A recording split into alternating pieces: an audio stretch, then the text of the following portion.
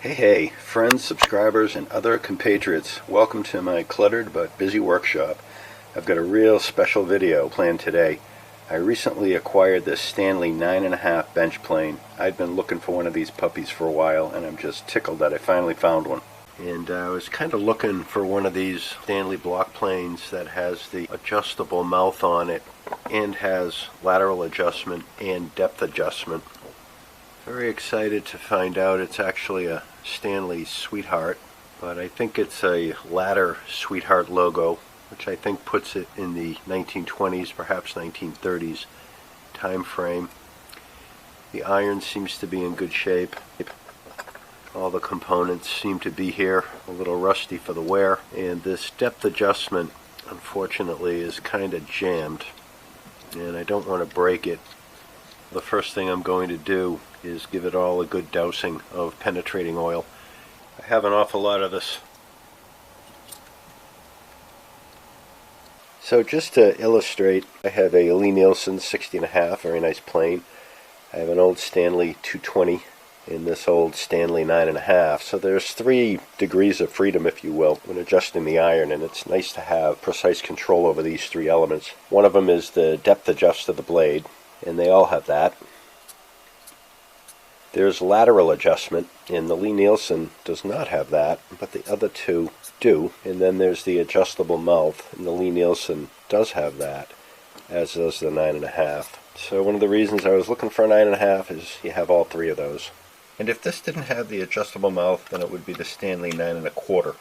Here's a top-down view. I've got the Lie-Nielsen here. You can see it's a little narrower and about as long as the Stanley 9.5. The Stanley 220 is longer than both of these two. And finally, comparison, I have it next to a Stanley 110. Well, it all disassembled without the use of any tools. The wheel and the lateral adjuster spins. Haven't seen any markings on the plane. And this lever here is kind of tight. It does move. And there's a pin in there, and as the lever moves, the pin moves with it. And I have some penetrating oil right now. It's still kind of stiff, and I still haven't removed the adjustable mouth portion, but I do have a lot of penetrating oil in there. If I put the iron on this, you can see it's a standard bed angle for a block plane, which is 20 degrees.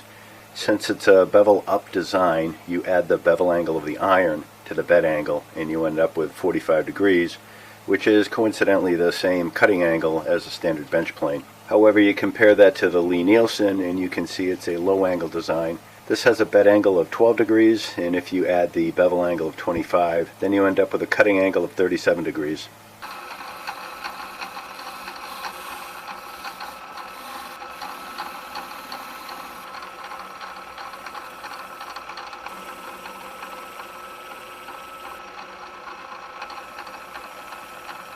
Here's a close-up of the logo. Trying to catch it against the light just right. Whenever I get a new plane, I always hope that the back of the iron is flat, because that's a pretty good indicator that at least somebody before you knew how to take care of a plane and set it up right.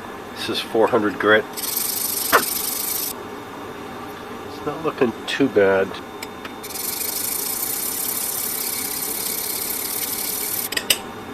And that's starting to look pretty good, actually. A little bit of dark in there, and these 2 corners look as though they're curled a little bit. Well, it's taken me about 15 minutes going from the 400 up to the 700 grit. It was really just this corner here and a little bit of that corner. When I put the square on it, it looks good. Might have a nick or 2 in it.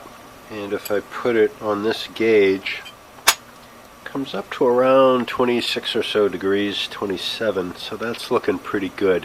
Next I'm going to just try to hand hone it a little bit, feel wherever the grind is, wearing a little bit around the perimeter.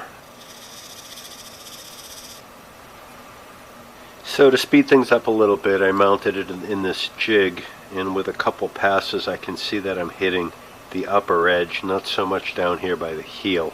And I think I'm just going to work on honing this edge. I don't really see a big need to redefine the whole bevel.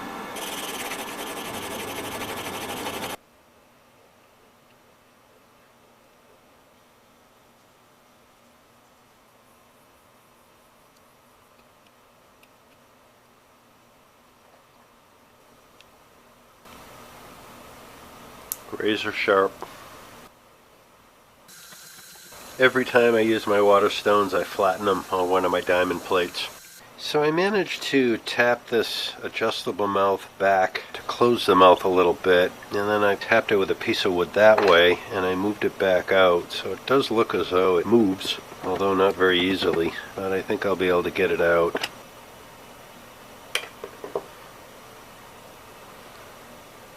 A lot of sawdust in there. At least I think it's sawdust.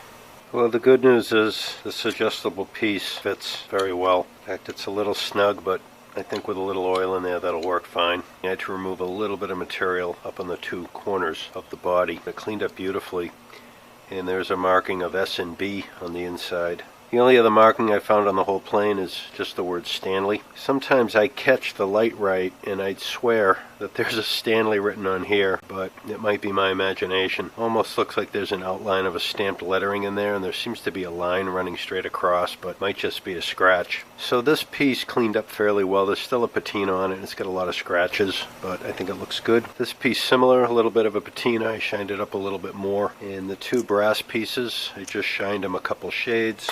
This piece cleaned up, and I'm not really going to spend a lot of time sweating over the Japanning. I want to get it back together and see how well it performs.